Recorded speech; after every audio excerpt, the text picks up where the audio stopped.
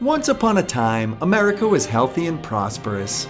There were a few rich and a few poor, but the vast majority were in the middle. A mailman could buy a home, provide for his wife and 3 kids, and maybe even send them to college. The schools were good and the streets were safe. The American people believed in the future and paid taxes to keep the country running. The poor paid a little bit of taxes, the middle class paid a medium amount, and the rich paid the most. Everyone thought this was fair until one day the rich decided they weren't rich enough. The rich found ways to evade taxes. They uncovered loopholes in tax laws to shelter their money. They also bought elections and manipulated politics in order to keep as much of their money as possible. With all the extra wealth, the rich took their money and built factories in countries where labor was dirt cheap and workers had no rights. As the rich grew richer, the American workforce lost power.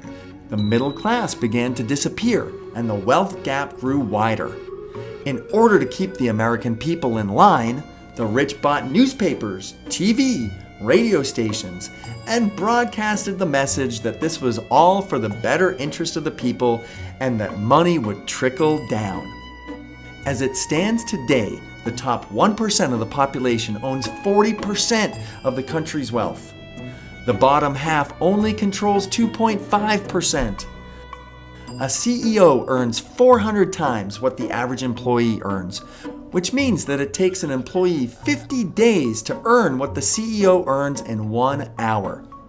How can Mr. Mailman support his family now? Is there no alternative? Or can the 99% come together and reverse this vicious cycle? For more interesting videos like this one, please subscribe.